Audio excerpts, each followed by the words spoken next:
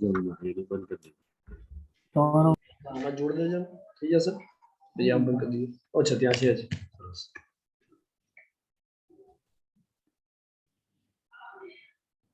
શું થયું? મ્યુટ હતો. That's okay. હજી ક્યાં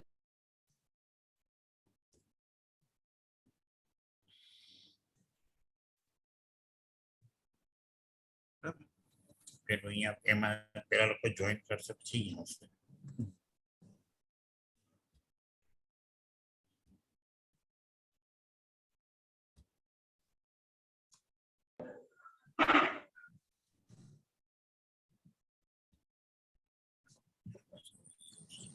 સ્ક્રીન જોઈ જોઈએ. ડિસેબલ છે એમને કોને? હેલો, યસ ભાઈ, યસ સર. જરા સ્ક્રીન શેર કરજો ને તો પેલો પીપી જરા ચેક કરી લો. હા હા, એક જ second.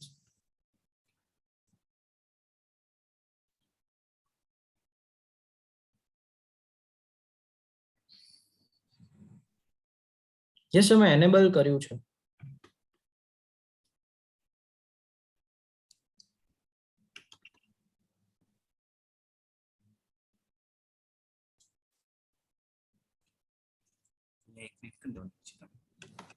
So screen is visible. બરાબર છે? બરાબર છે sir. Okay.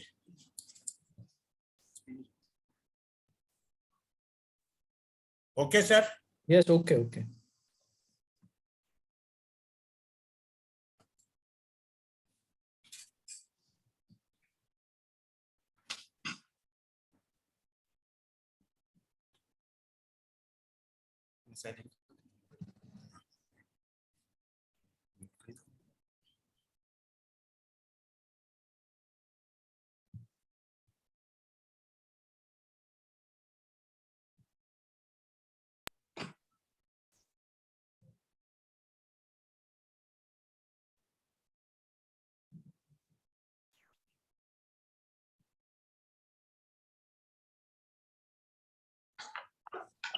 Yes.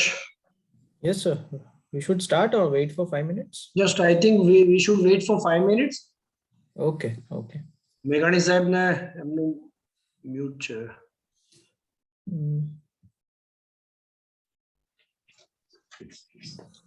Yes sir.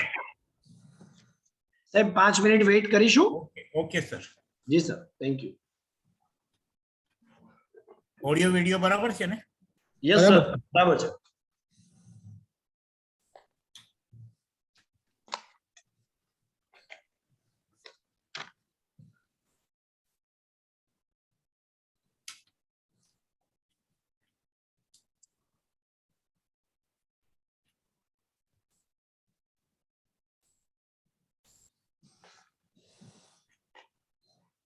સાહેબ, સુરતમાં કેવી પરિસ્થિતિ છે કોરોનાની?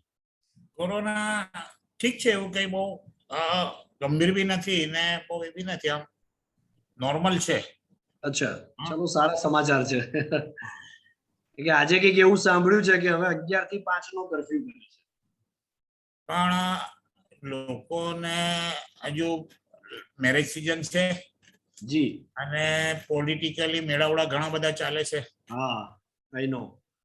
હવે સુરતમાં અત્યારે પેલો હુનર હટ કરીને કર્યું, 15 લાખ માણસ ભેગા થઈ ગયા. Oh my God. 2 દિવસમાં. આ તો કોરોના બ્લાસ્ટ જ થાય. હા, કોરોનાનો બ્લાસ્ટ જ થાય. હવે શું થાય? હવે હવે આવતીકાલે સીએમ અહીંયા આવવાના છે અને 8 થી 10,000 માણસ ઇન્ડોર સ્ટેડિયમમાં ભેગા કરવાના છે.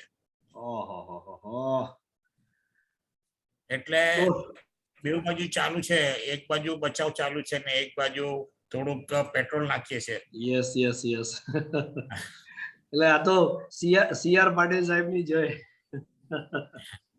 હવે એ બધી નેસેસિટી છે, એ લોકોના માટે બી નેસેસિટી છે, કારણ કે હવે એ લોકોનો બી એક પ્રોગ્રામ હોય છે, એટલે એમાં બીજું તો શું થઈ શકે? થઈ શકે સાહેબ, વાત સાચી સાહેબ. હવે તો દરેકની પોતપોતાની નેસેસિટી છે. એક્ઝેક્ટલી. અને હવે આમ જુઓ તો કોરોના આપણા લાઈફનો પાર્ટ થઈ ગયો છે, કદાચ એવું કહી શકે. અને બીજું શું છે કે એની સિરિયસતા ઓછી થઈ ગઈ છે ને કે કોરોના થાય છે પછી કઈ એટલી બધી ગંભીર કે હોસ્પિટલમાં જવાની જરૂર નથી રહેતી. હા એ એટલે સાચી વાત લોકો બી હવે શરદી ખાંસીની જેમ થાય ને નીકળી જશે એમ. નીકળી જશે. એનાથી હવે હેબિચ્યુઅલ થઈ ગયા છે, Habitual. એક્સેપ્ટ કરી લીધું લાઈફમાં કે That's હવે right. રહેવાનું જ છે. Right, sir.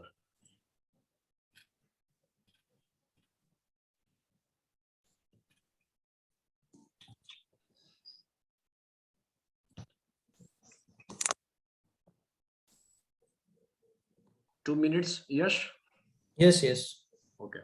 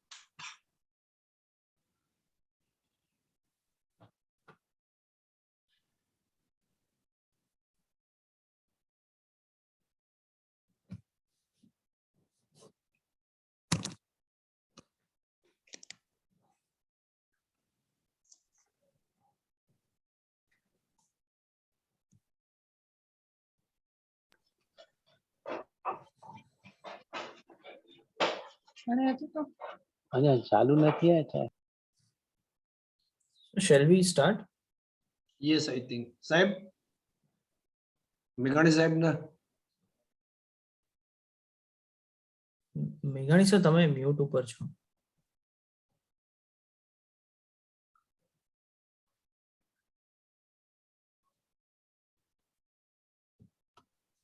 Hello, Yes, sir.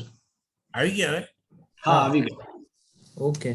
So, very good evening, everyone. And myself, Yash Majithia, on behalf of Gujarat Institute of Civil Engineers and Architects, welcome everyone to this online webinar expert session on occasion of 75th year anniversary of GICA.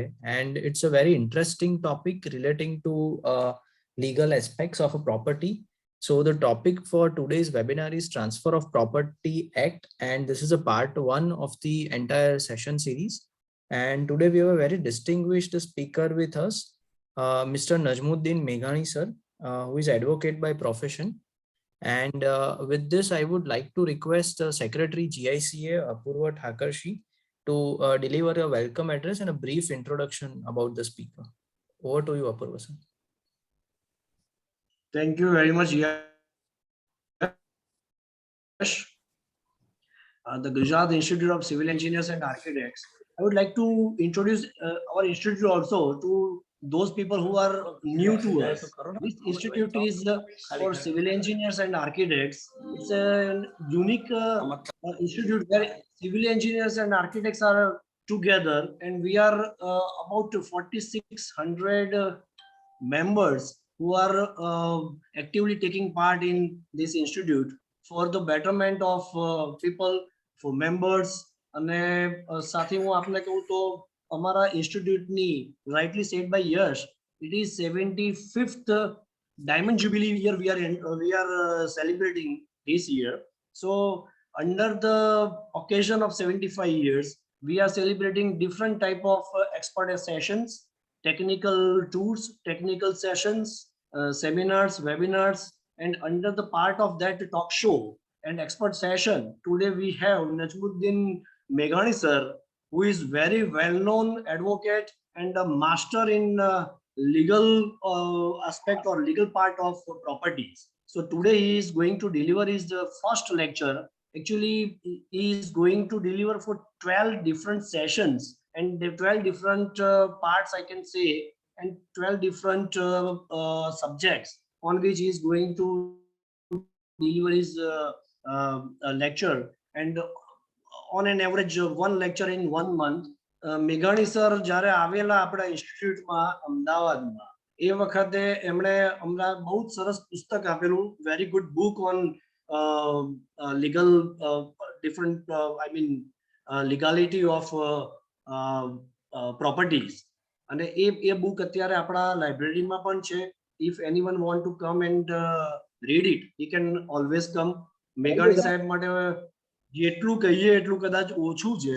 મેઘાણી સાહેબે I think હું માનું છું ત્યાં સુધી 1977 થી એમની practice start કરી અને અત્યારે એ લીગલ પાર્ટ ઓફ પ્રોપર્ટી એના one of the best advocate ની નામના ધરાવે છે. સાહેબને આપણે બહુ જ સારી રીતે આજે સાંભળવા છે. જ્યારે મારે એમની જોડે વાત થઈ ત્યારે એવું બોલ્યા કે મારો ટાઈમ કેટલો? તો સાહેબ હવે ટાઈમ તો આપે જ નક્કી કરવાનો છે.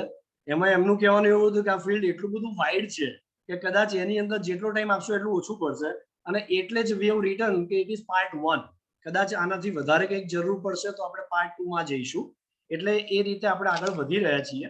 આજે આપણે મેઘાણી સાહેબને સાંભળીએ અને એના માટે સૌથી પહેલા હું એક છેલ્લે વોટ ઓફ થેન્ક્સ તો હોય જ છે હંમેશા કોઈ પણ પ્રોગ્રામમાં, પણ બકુલભાઈનો આપણા પાસ્ટ આપણા વાઇસ પ્રેસિડેન્ટ છે, વાઇસ પ્રેસિડેન્ટ બકુલભાઈ દેસાઈનો આભાર માનું છું, કારણ કે એમના મિત્ર છે મેઘાણી સાહેબ અને એમના થ્રુ આપણને આ 12 એક્સપર્ટ સિરીઝનું આપણને લાભ મળ્યો છે. અને ખાસ કરીને દર મહિનાનું આ છે, એ દર વખતે આપ મોટી સંખ્યામાં હાજર રહો એવી મારી ખાસ કરીને વિનંતી છે. આપણા પ્રેસિડેન્ટ વત્સલભાઈ થોડી વાર પછી આ વેબિનારની અંદર જોઈન થશે. So I would like to request now મેઘાણી સાહેબ to please start your lecture અને અમને આપનો જ્ઞાનનો લાભ મળે. થેન્ક યુ વેરી મચ સાહેબ. થેન્ક યુ અપૂર્વભાઈ. યસ ભાઈ, થેન્ક યુ વેરી મચ. સૌપ્રથમ Gujarat institute of civil engineer અને આર્કિટેક્ટ ખૂબ ઋણી છું કે આપે મને તક આપી આપના સભ્યો મિત્રોને મળવાનો અને થોડાક થોટ શેર કરવાનો. તો બકુલભાઈ, વત્સલભાઈ, અપૂર્વભાઈ કે જેઓ અમદાવાદની વિઝિટમાં આ અંગે ચર્ચા કરી ત્યારે જે પ્રોત્સાહન આપ્યું મને, હું આભારી છું. અને 75 વર્ષ જેવી પીઢ ઉંમરે અને મેચ્યોરિટી પર આ ઇન્સ્ટિટ્યૂટ પહોંચી છે એ ખૂબ જ ગર્વની વાત છે. અને આજે એ પર્વની ઉજવણીમાં એક પાર્ટ લેવાનો આજે મોકો મળ્યો છે. તો સૌ પ્રથમ તો ઇન્સ્ટિટ્યૂટના તમામ હોદ્દેદારોને ખૂબ ખૂબ અભિનંદન અને સભ્યોને બી ખૂબ ખૂબ અભિનંદન કે એક ગુજરાતની પ્રતિષ્ઠિત ઇન્સ્ટિટ્યૂટના આપ પાર્ટ છો અને આજે મને એમાં સહભાગી થવાનો મોકો મળે. શરૂ આજે એક સિરીઝ થઈ છે કે લેન્ડ એન્ડ પ્રોપર્ટી ના સબ્જેક્ટમાં જુદા જુદા 10-12 સબ્જેક્ટ લઈ અને તેને આપણે દર મહિને વેબિનારથી અથવા તો એકચ્યુઅલ સેમિનારથી આપણે ભેગા થઈને કરીશું. તેનો આજે આ પહેલી કડી છે, ફર્સ્ટ પાર્ટ છે, પહેલો એપિસોડ છે. તો હું આપ સૌની અપેક્ષા રાખું છું કે આપ સૌ આમાં સામેલ થાવ. તો ટુ વે આપ સાંભળતા રહો અને આપના મુદ્દા પણ નોંધતા રહો કે જેથી આપના જ્યાં પણ ક્વેરી હોય, ડાઉટ હોય અથવા તો વધુ જાણવાની ઈચ્છા હોય તો આપ આ પ્રેઝન્ટેશનની પછીના જે ઇન્ટરેક્ટનો જે સેશન છે તેમાં આપણે એ વસ્તુને શેર કરીશું. તો ટુ વે ટોક થઈ જશે એટલે ચાલુ પ્રેઝન્ટેશન દરમિયાન આપના મુદ્દા નોંધી રાખજો તો આપણે અંતમાં એને સોલ્વ કરવાની, એમાં સ્પષ્ટતા કરવાની કોશિશ કરીશું. તો આપણે વિષય પર આવીએ. Transfer of property act. મિલકત જમીનની તબદીલી ટ્રાન્સફર અંગેનું ભારતમાં જે અમલી છે તે ટ્રાન્સફર ઓફ પ્રોપર્ટીઝ એક્ટ 1882 આપણા ત્યાં અમલમાં આવ્યું છે. મૂળભૂત 1848 આનો પહેલો ખરડો તૈયાર કરવામાં આવ્યો હતો. તે પહેલા આપણી સંસ્કૃતિ પ્રમાણે ટ્રાન્સફર ઓફ પ્રોપર્ટીઝની કોઈ પણ કોડિંગ વગર, કોઈ પણ અસ્તિત્વ વગર પણ આપણા સમાજની મોરાલિટી, સમાજના વચનબદ્ધતા અને એકબીજાની વચ્ચે વિશ્વાસની ભાવનાથી પ્રોપર્ટીની લેવેચ થતી હતી. સામાન્ય રીતે જે બધી ઓરલ ટ્રાન્ઝેક્શનો થતા હતા, મૌખિક અને એક વાત, મોઢાની વાતથી એક કમિટમેન્ટ થાય અને તેનું ફૂલફિલ પણ કરતા હતા. પણ આ બાબતમાં અંગ્રેજ શાસનો દરેક બાબતમાં ખૂબ ચોક્કસ રહેવા માંગતા હતા અને એટલે એમણે 1850 થી 1999 સુધીમાં ઘણા બધા એક્ટ કે જે આજે ઇન્ડિયામાં પ્રવર્તમાન છે તે બ્રિટિશ શાસનમાં આવ્યા હતા. એમાંનો આ એક ટ્રાન્સફર ઓફ પ્રોપર્ટી છે. 1948 એનો પહેલો ડ્રાફ્ટ તૈયાર થયો અને પછી સિલેક્ટ કમિટીમાં ગયો. 1952 એનું પહેલું ટ્રાન્સફર ઓફ પ્રોપર્ટીઝ અમલમાં આવ્યું. પણ આપણી સંસ્કૃતિ સાથે એ બહુ મનમેળ નહોતો ખાતો, એટલે ફરી એને રિવાઇઝ કર્યો અને હાલમાં જે અમલમાં છે તે ટ્રાન્સફર ઓફ પ્રોપર્ટીઝ એક્ટ એ 1882 અમલમાં આવ્યું અને મોટા ભાગની સેક્શનો આજે પણ એઝ ઇટ ઇઝ જળવાયેલી છે. થોડા ઘણા એમેન્ડમેન્ટો અને સુધારા થયા છે. તે સિવાયનું બાકીનું અસલ જે એક્ટ છે તે છે.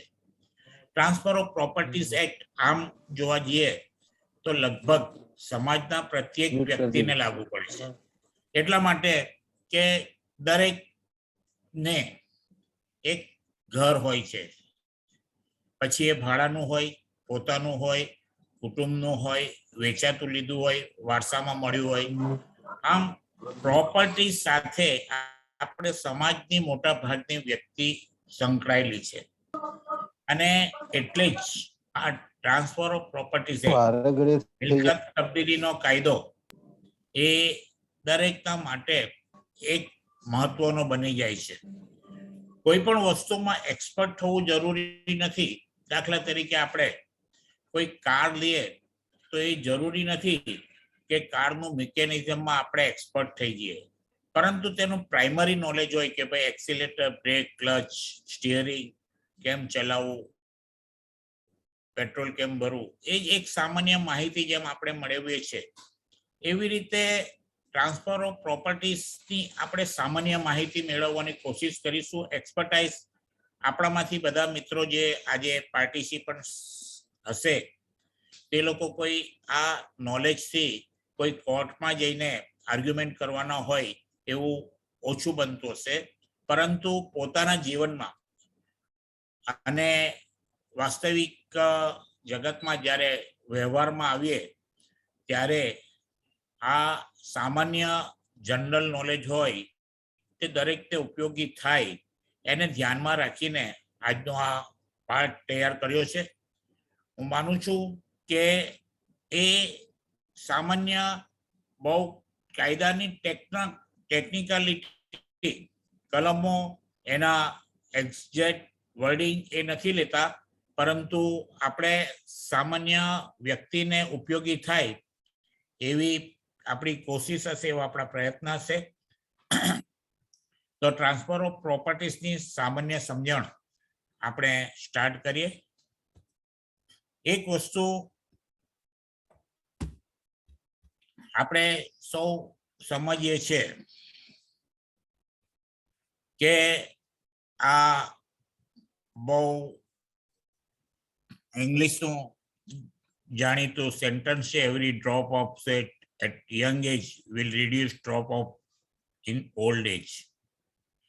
યુવાનીના પરસેવાના દરેક ટીપા વૃદ્ધાવસ્થામાં આંસુના ટીપાને ઓછા કરે છે. એ જ વસ્તુ છે કે whatever taken care before documents in making secure property after documents. દસ્તાવેજ કરતા અગાઉ કરેલ મહેનત અને લીધેલ કાળજી દસ્તાવેજ પછી મિલકતને સુરક્ષિત અને સલામત કરે છે. એટલે પ્રોપર્ટીમાં જ્યારે આપણે પ્રોપર્ટીના ડીલમાં જે છે, પછી આપણા ઘરનું એક નાનકડું મકાન લેવાનું હોય, બંગલા માટેનો પ્લોટ લેવાનો હોય, ઇન્ડસ્ટ્રીઝ નાખવાનું હોય, તો એના માટે જમીન લેવાની હોય, કોઈ પણ વસ્તુ હોય, તો આપણે એ જીવનમાં વારંવાર બનતી ઘટના નથી. એ આપણી એવી ઘટના છે કે જીવનમાં બહુ રેર કેસમાં બને છે. 1 કે 2 વાર બનતી હોય. જો એ ટ્રાન્ઝેક્શનમાં, એ વ્યવહારમાં જો વ્યક્તિ થોડો ગૂંચવાઈ જાય, કાનૂની કોઈ પ્રોબ્લેમો ઊભા થાય, તો એના જિંદગીના મહત્વના વર્ષો, એની કારકિર્દીના મહત્વના વર્ષો, ધંધાના મહત્વના વર્ષો ખૂબ વેડફાઈ જાય છે. એટલે કોઈ પણ મિલકત ખરીદતી વખતે, કોઈ પણ જમીન ખરીદતી વખતે એનું સામાન્ય જ્ઞાન હોવું ખૂબ જરૂરી છે. અને એ સામાન્ય જ્ઞાનને આધારે તમે જ્યારે આગળ વધો, તો પછી એક્સપર્ટ નોલેજ હંમેશા સમાજમાં અવેલેબલ હોય છે. દાખલા તરીકે આપણી સામાન્ય તંદુરસ્તીના નિયમો આપણને ખબર હોય કે આવી રીતે તંદુરસ્ત આપણે રહી શકીએ છીએ, તો આપણી તંદુરસ્તી જળવાઈ રહે છે. પછી આપણે બીમાર થઈએ તો ડોક્ટર્સો આપણી મદદ માટે હોય જ છે. એવી રીતે આ પ્રોગ્રામનો આજનો હેતુ એ છે કે આપણે કોઈ પણ દસ્તાવેજ, કોઈ પણ મિલકત, કોઈ પણ દસ્તાવેજ કરતા અગાઉ શું કાળજી રાખવી જોઈએ તેનો આપણે જોઈએ. તો શું છે કે જે વ્યવહારમાં આપણે અંદર દાખલ થઈએ છીએ તેમાં આપણી સલામતી જાણતા હોઈએ તો જાળવી લઈએ. તો આપણે આજે પ્રયત્ન કરીએ કે એક મિલકતના ટ્રાન્ઝેક્શનમાં શું શું હોઈ શકે છે. તો મિલકતની તબદીલી કોને કહેવાય? કે મિલકતની તબદીલીની વ્યાખ્યા ટ્રાન્સફર ઓફ પ્રોપર્ટીઝ એક્ટની કલમ 5માં આપી છે કે મિલકતની તબદીલી એટલે જે કોઈ હયાત વ્યક્તિ બીજી એક અથવા વધુ હયાત વ્યક્તિઓને અથવા પોતાને બીજી એક અથવા વધુ હયાત વ્યક્તિઓને તત્કાલ કે ભવિષ્યમાં મિલકત માલિકી ફેર કરી આપતી હોય તે એવું કાર્ય કરવું એટલે મિલકત તબદીલી કહેવાય. આપ જો આખી આ ડેફિનેશન બહુ સિમ્પલ છે કે કોઈ એક હયાત વ્યક્તિ બીજી હયાત વ્યક્તિને પોતાના તત્કાલ અથવા ભવિષ્યમાં જો માલિકી ટ્રાન્સફર કરતા હોય, માલિકી આપતા હોય, તો એને મિલકતની તબદીલી કહેવાય. હવે આ જે ડેફિનેશનમાં જોઈએ તો બહુ મહત્વની વાત છે કે હયાત વ્યક્તિ બીજું હયાત વ્યક્તિને આપે. એટલે એક વ્યક્તિનું હયાત હોવું અને એની સામે બીજી હયાત વ્યક્તિ સાથે વ્યવહાર કરવો તે તબદીલીમાં આવે છે. એટલે કોઈ અસ્તિત્વ ન ધરાવતી વ્યક્તિ હોય અથવા તો જેને આપણે માનવ એટલે હ્યુમન બિંગ નહીં કહેતો હોય તેવી કોઈ હોય તો એ બીજાને ટ્રાન્સફર કરી શકતા નથી. તો હયાત વ્યક્તિ કોને કહેવાય તે 5 કલમમાં આગળ આપ્યું છે કે હયાત વ્યક્તિમાં સ્થાપિત કે અસ્થાપિત કોઈ કંપની, એસોસિએશન અથવા અધિનિયમના કોઈ પણ મજકૂરથી કંપનીઓ, એસોસિએશનો અથવા વ્યક્તિના મંડળો કરે અથવા તેમને કરી આપવામાં આવે એવી મિલકતની તબદીલી સંબંધી તે સમયે અમલમાં હોય તેવા કાયદાને અસર થશે નહીં. એટલે હયાત વ્યક્તિમાં માનવ વ્યક્તિ પણ આવી જાય અને કંપની, એસોસિએશન, મંડળી વગેરેનો પણ સમાવેશ થઈ જાય. એટલે જેને આપણે લીગલ એન્ટિટી કહીએ. અને જે કાનૂની વ્યક્તિ ધરાવે છે કે એક ભાગીદારી પેઢી રજીસ્ટર્ડ થઈ ગયા પછી તેનું એક ફોર્મ ઊભું થાય છે અને એ સ્ટેટસ એક હયાત વ્યક્તિ જેવું રહે છે. તેવી રીતે કંપનીનું રજીસ્ટ્રેશન થાય, કોઈ એસોસિએશન થાય, કોઓપરેટિવ સોસાયટી થાય, તો એ લોકો હયાત વ્યક્તિના સ્ટેટસમાં આવે છે લીગલ એન્ટિટી તરીકે, અને તેઓને પણ આ ટ્રાન્સફર કરવા માટે ક્વોલિફાઈડ ગણવામાં આવે છે. પ્રશ્ન એ જ છે ખાલી કે એ જે મંડળો કે જે કંપની કે ભાગીદારી પેઢી એને લગતા જે કાયદા અમલમાં હોય તે કાયદામાં જે કંઈ જોગવાઈ હોય એ જોગવાઈને આ ટ્રાન્સફર ઓફ પ્રોપર્ટીઝના કાયદા અસર કરશે નહીં. એટલે ટ્રાન્સફર ઓફ પ્રોપર્ટીઝ પર્ટિક્યુલર કાયદાની ઉપરવટ જતા નથી.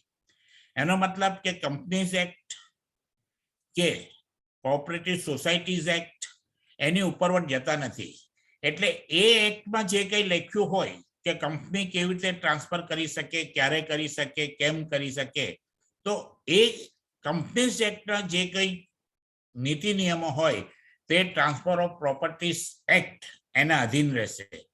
અને એવી રીતે કોઓપરેટિવ સોસાયટીઝ એક્ટ કે કોઓપરેટિવ સોસાયટી આપણી મંડળી તે કોઓપરેટિવ સોસાયટીના અનુસંધાનમાં એ એક્ટના અનુસંધાનમાં જે કાર્ય કરી શકે તે કરી શકે. અને એ રીતે જોવા જઈએ તો અનરજિસ્ટર્ડ કોઓપરેટિવ સોસાયટી એને લીગલ એન્ટિટી એને ગણવામાં આવતી નથી. એટલે એને કાયદાકીય વ્યક્તિત્વ ગણવામાં આવતું નથી. અને એટલે જ અનરજિસ્ટર્ડ કોઓપરેટિવ સોસાયટી જમીનના વ્યવહારમાં કોઈ પણ વ્યવહાર કરે તો એ કાયદેસર ગણાતો સોસાયટી હોય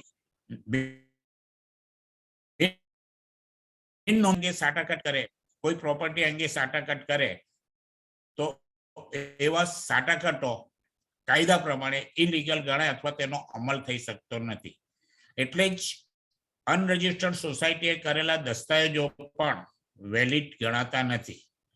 એટલે કોણ આ હયાત વ્યક્તિ અને કોણ તબદીલીમાં ક્વોલિફાઈડ છે તે આપ્યું.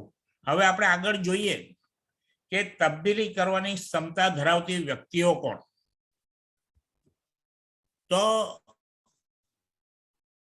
કરાર કરવાની તબદીલ કરવાની ક્ષમતા ધરાવતી હોય અને તબદીલ કરી શકાય તેવી મિલકતના હકદાર હોય. બે વસ્તુ છે. એક તો એ કરાર કરવા માટે સક્ષમ હોવો જોઈએ. કરાર કરવા માટે જે કોઈ લાયકાત હોવી જોઈએ એ ઇન્ડિયન કોન્ટ્રાક્ટ એક્ટ મુજબ તે પ્રમાણે કરાર કરવાની ક્ષમતા ધરાવતો હોવો જોઈએ અને તબદીલ કરી શકાય તેવી મિલકતનો હકદાર હોવો જોઈએ.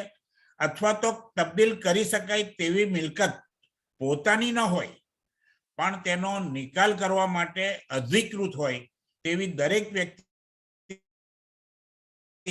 તે સમયે અમલમાં હોય તેવા કાયદાની છૂટ આપેલી હોય અને ઠરાવેલો હોય તે સંજોગોમાં તેટલા અંશે તે રીતે એવી મિલકત પૂરેપૂરી અસત અથવા સંપૂર્ણપણે અથવા અમુક શરતે લાદીને તબદીલ કરવાની ક્ષમતા ધરાવે છે. ખૂબ અટપટી કદાચ આપણે આ વ્યાખ્યા લાગતી હશે અને સિમ્પ્લિફાઈડ કરીએ આપણે કે આમાં ફક્ત 3 મહત્વની શરતો છે. એક, કરાર કરવાની ક્ષમતા ધરાવતો હોવો જોઈએ. એ મિલકતનો માલિક અથવા હકદાર હોવો જોઈએ. અગર સમજો કે એ હકદાર નથી તો એના પાસે એ હક એના માટે નિકાલ કરવાનો એનો વહીવટ કરવાની એની સત્તા પ્રાપ્ત થઈ હોવી જોઈએ. દાખલા તરીકે ભાગીદારી પેઢી હોય તો ભાગીદારોએ એવા એક ભાગીદારને કે બધા ભાગીદારોને એમાં છૂટ આપવામાં આવી કે આ ભાગીદારી પેઢી વતી આ માણસ સહી કરશે. વ્યક્તિગત હોય તો પાવર ઓફ એટર્ની આપ્યો હોય અને જો કંપની હોય તો કોઈ ડાયરેક્ટર અથવા એના મેનેજરને એવી સત્તા આપી હોય. તો આ જે બધા છે તેની પોતાની મિલકત નથી હોતી. દાખલા તરીકે મેનેજર હોય કોઈ કંપનીનો તો એ મિલકત તેની પોતાની નથી પણ કંપની એને અધિકૃત કર્યો છે તો એ મિલકત તબદીલ કરવાની એ સક્ષમ છે એમ કહેવાય. અને બીજું કે કાયદાથી એને છૂટ મળેલી હોવી જોઈએ. જો કાયદો એને છૂટ ન આપતો હોય તો એવી વ્યક્તિ કરાર કરવા સક્ષમ પણ હોય અને મિલકત પોતાની પણ હોય તો પણ એ તબદીલ કરવા સક્ષમ ગણાતો નથી. દાખલા તરીકે જ્યારે કોઈ ગણો ધરાની તો એનો ધારણ કરતો વ્યક્તિ એ મિલકત કરાર કરવા સક્ષમ હોય છે. મિલકત પણ પોતાના નામ પર રેવન્યુ રેકોર્ડ પર બોલતી હોય છે, પરંતુ કાયદો એને પ્રતિબંધિત કરે છે કે આ મિલકત તમે કલેક્ટરની પરવાનગી વગર વેચી ન શકો. તો એને તબદીલ કરવાની અક્ષમતા ઊભી થાય છે, એને એની ક્વોલિફાઈમાંથી ડિસ્ક્વોલિફાઈ કરે છે. એટલે 3 વસ્તુ થઈ. પોતાને મિલકત હોવી જોઈએ, અરે પોતે કરારથી સક્ષમ હોવો જોઈએ, મિલકત પોતાની હોવી જોઈએ અથવા પોતાને એના પાવર્સ હોવા જોઈએ, અને ત્રીજું કે કાયદાથી એને તબદીલી કરવા માટેના કોઈ પ્રતિબંધ હોવા જોઈએ નહીં. હવે કઈ વ્યક્તિઓ કરાર કરવા સક્ષમતા ધરાવે છે તે આપણે જોઈએ કે ઇન્ડિયન કોન્ટ્રાક્ટ એક્ટ, ભારતીય કરાર અધિનિયમની કલમ 11 મુજબ પોતે જે કાયદાને આધીન હોય તે કાયદા અનુસાર પુખ્ત વયની હોય અને સ્થિર મગજની હોય અને પોતે જે કાયદાને આધીન હોય તે કાયદાથી કરાર કરવા માટે ગેરલાયક ઠરી ન હોય એવી દરેક વ્યક્તિ કરાર કરવા માટે ક્ષમતા ધરાવે છે. હવે આમાં જોઈએ તો જે મહત્વની પાસા છે, જે તબદીલ કરવા માટેની જે ક્ષમતા છે તે જ કરાર કરવાની ક્ષમતા આવે છે કે પુખ્ત વયની વ્યક્તિ હોવી જોઈએ અને સ્થિર મગજની હોવી જોઈએ. સ્થિર મગજની હોવાનો મતલબ એ છે કે એ વ્યક્તિ પાગલ, અસ્થિર મગજનો કે પોતે શું કરે છે તે એ સમજી ન શકતો હોય, એની અણસમજણ, એની જે સમજ શક્તિ હોય તે એવી હોય કે પોતે જે કરે છે તેમાં પોતાનું હિત છે કે નહીં એ જ્યારે એ પોતે નિર્ણય ન કરી શકતો હોય તેવી અણસમજુ વ્યક્તિ, અને બીજું મેં કેમ આપને અગાઉ કીધું તેમ કાયદાને આધીન, કાયદાથી એવો કરાર કરવા માટે ગેરલાયક ન હોય તેવી દરેક વ્યક્તિ કરાર કરવા માટે ક્ષમતા ધરાવે છે. હવે આને આપણે જોઈએ કે કરાર કરવા માટે સક્ષમ કોણ? તો પુખ્ત વયનો વ્યક્તિ, માનસિક રીતે સ્વસ્થ અને કાયદાથી એને કોઈ પ્રતિબંધ હોવો જોઈએ નહીં. આ 3 વસ્તુ થઈ. હવે કરવા માટે નિર્યોગ્યતા એટલે કોઈ અક્ષમ કોણ છે, ક્ષમતા કોણ નથી ધરાવતા?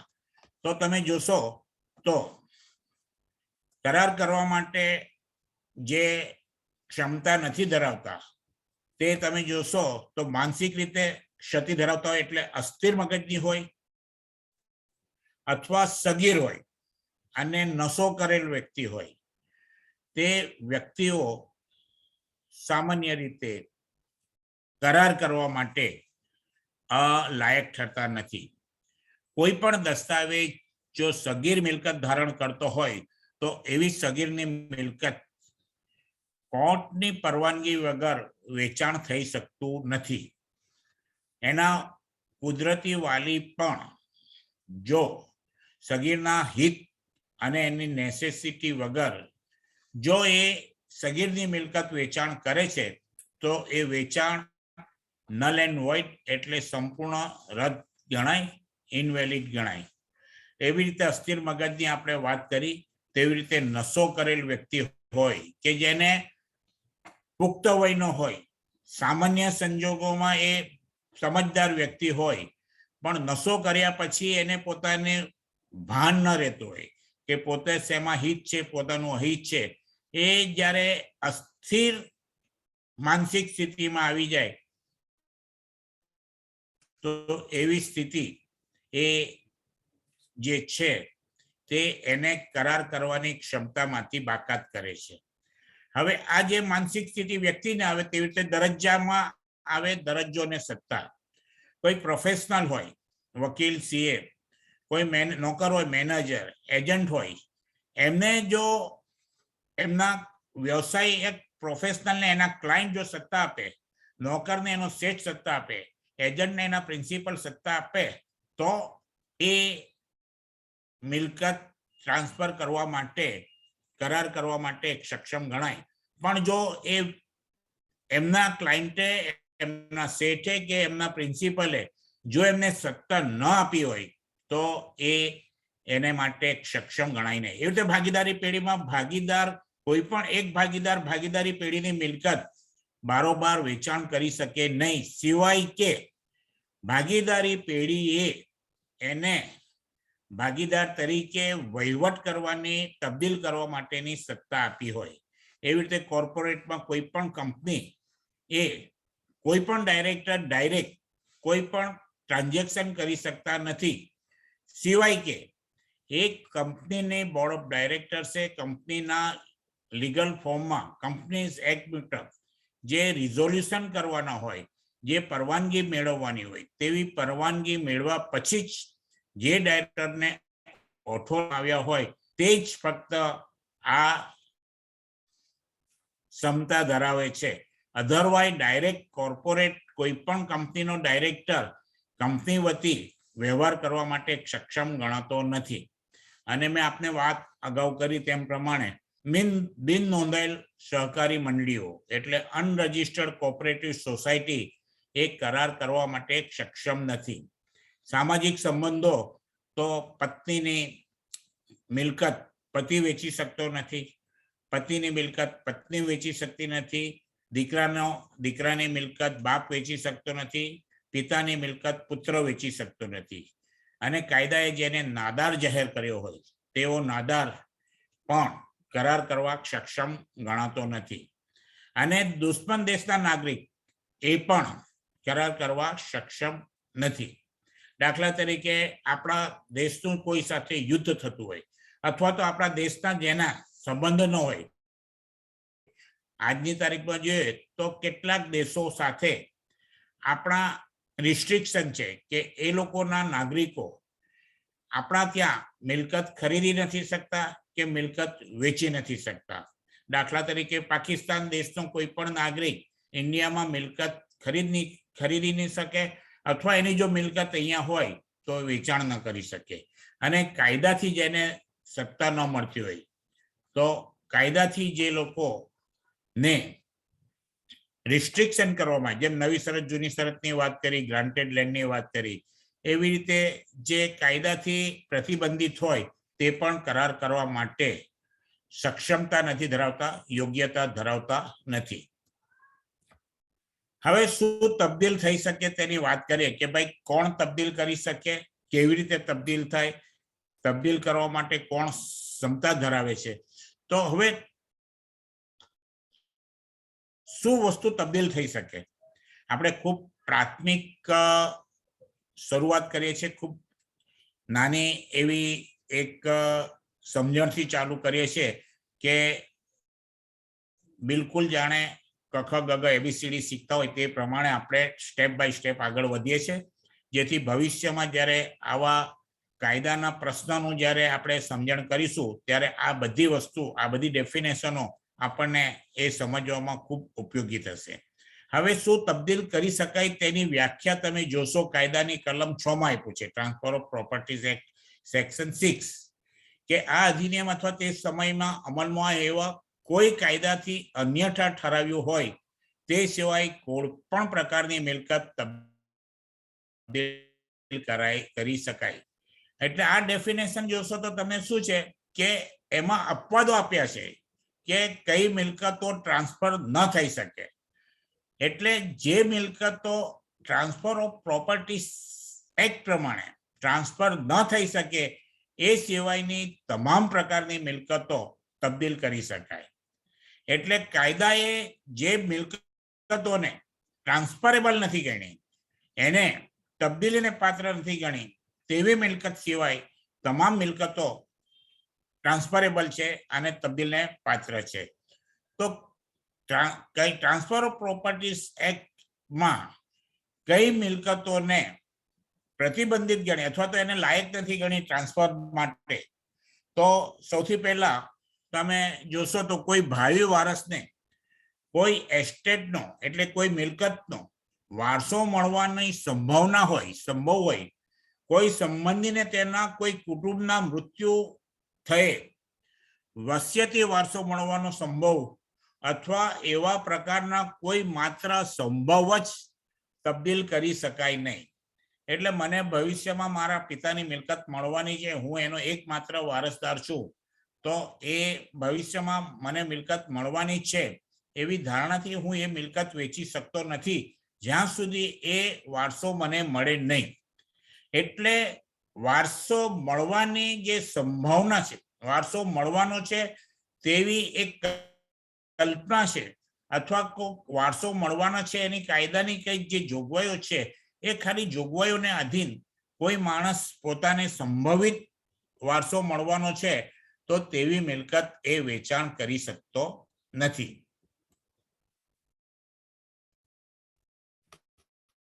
તેવી રીતે કોઈ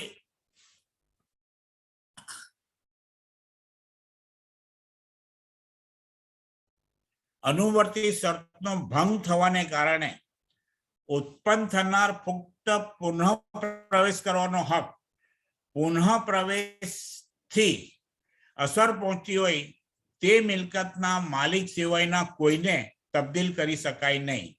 આ જે ડેફિનેશન, આ બધું જે જોગવાઈઓ છે તે હું બોલી જાઉં છું, પછી એને આપણે વ્યવસ્થિત દાખલા સહિત સમજવાની કોશિશ કરીશું. પ્રધાન સ્તરથી છૂટો કોઈ પડોશી હક તબદીલ કરી શકાય નહીં. એટલે કે જે આપણે ગણીએ છીએ કે સુખાધારીનો કાયદો, સુખાધારી રાઈટ, તો એ સુખાધારીનો હક તબદીલ કરી શકાતો નથી. એ જમીનથી કે મિલકતથી છૂટો પાડીને વેચી શકાતો નથી. માલિક જાતે ભોગવવા પૂરતું મર્યાદિત હોય તેવું મિલકતમાંનું કોઈ હિત તેનાથી તબદીલ કરી શકાય નહીં.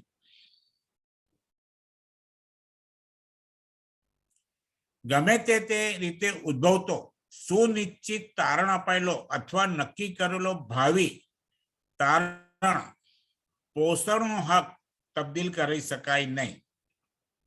ફક્ત દાવો માંડવાનો હક, એટલે પાંચમું છે કે મેન્ટેનન્સ મેળવવાનો હક, જે હાલમાં અથવા ભવિષ્યમાં મેન્ટેનન્સ મેળવવાનો હક હોય તો એ મેન્ટેનન્સ મેળવવાનો હક ટ્રાન્સફર થઈ શકતો નથી.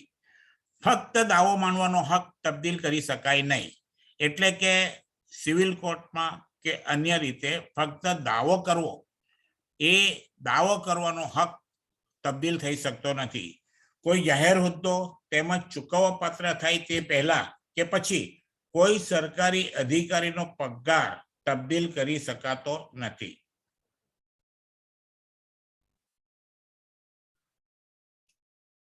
સરકારના ભૂમિદળના, નૌકાદળના, હવાઈ દળના અને મુલકી પેન્શનરોનો આપવામાં આવતી વૃત્તિકા અને રાજકીય પેન્શનો તબદીલ કરી શકાય નહીં. કોઈ પણ તબદીલ થતા હિતોને પ્રતિકૂળ હોય તેટલે અંશે ભારતના કરાર અધિનિયમની કલમ 23ના અર્થ અનુસાર કોઈ કાયદા વિરોધના ઉદ્દેશ માટે, એટલે ગેરકાયદેસર કામ માટે અથવા તો ગેરકાયદેસર અવેજ માટે અથવા તબદીલથી મેળવનાર તરીકે કાયદેસર રીતે ગેરકાયદેસર વ્યક્તિને તેવું તબદીલ કરી શકાતું નથી. તબદીલ ન થઈ શકતો કબજો હક ધરાવતા ગણોતિયાને જે એસ્ટેટ અંગે મહેસૂલ ભરવામાં કસૂર હોય તે એસ્ટેટનો ઇજારો રાખનાર અથવા વાલી ન્યાયાલયના વહીવટ હેઠળની એસ્ટેટ પટ્ટે રાખનાર કે પટ્ટે તરીકેનું પોતાનું બીજાના નામે કરી આપવાનો અધિકાર નથી. આ ટેકનિકલ વર્ડમાંથી આપણે જોયું કે 10 અપવાદો આપ્યા છે. આ 10 અપવાદો સિવાયની તમામ વસ્તુઓ, તમામ મિલકતો, તમામ જમીનો, તમામ હકો તબદીલ થવાને પાત્ર છે. હવે આ 10 જે અપવાદો છે તેને થોડુંક સમજવાનું કોશિશ કરીએ આપણે કે વારસો મેળવવાની તક, સ્પેસ સક્સેસન્સીઓન્સિસ, એટલે કે કોઈ વ્યક્તિને ભવિષ્યમાં વારસો મળવાનો છે તે શા માટે ટ્રાન્સફરેબલ નથી? તો વારસો મેળવવાની તક કેવી સંભાવવાળી મિલકત એટલા માટે ટ્રાન્સફરેબલ નથી, તેનો દાખલો એ છે કે વિલ કરીને તેની મિલકત બને આપે છે. વિલ તેના કર્તાના મૃત્યુ બાદ અમલી બને છે. અહીં એવી શક્યતા છે કે જે પરસ્પર વિરોધી છે. પ્રથમ શક્યતા આના મૃત્યુની છે. આનું મૃત્યુ નિશ્ચિત છે, પરંતુ એવું બની શકે તે 100 વર્ષ પણ જીવે કે તે દરમિયાન જેને મિલકત વિલથી મળી હોય તે મૃત્યુ પામે. એટલે બે છે કે વિલથી જો કોઈને મિલકત મળવાની હોય તો એવું કહીને એ મિલકત વેચી ન શકે કે આ વિલ મારા નામ પર થયું છે અને એના મૃત્યુ બાદ વિલ થી એ મિલકત મને મળવાની, તો હું મિલકત વેચી શકું. પણ એ સંભાવના અનિશ્ચિત છે બે કારણસર, કે વિલ કરનારની એ મરજી પર આધારિત છે.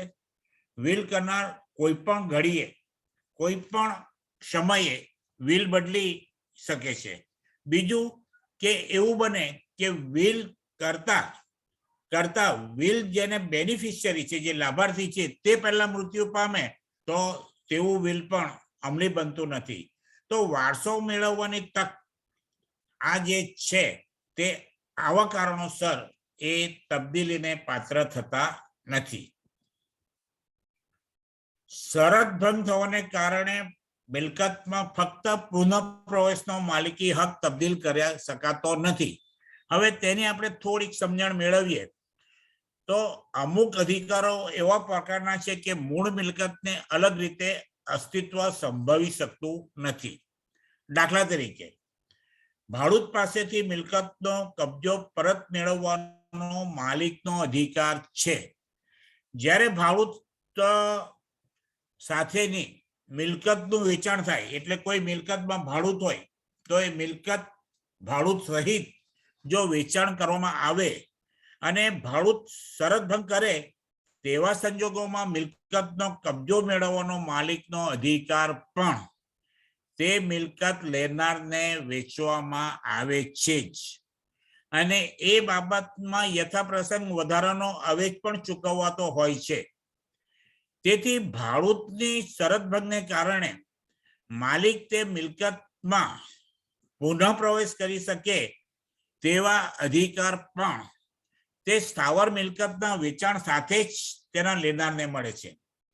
એટલે એક ભાડૂત સાથેનો મિલકતની વેચાણ થઈ ગઈ અને એવા સંજોગો છે કે જો ભાડૂત કોઈ શરતોનો ભંગ કરે તો એ ભાડૂતને ખાલી કરવાનો અને મિલકતનું પોઝેશન મેળવવાનો માલિકને હક મળી શકે.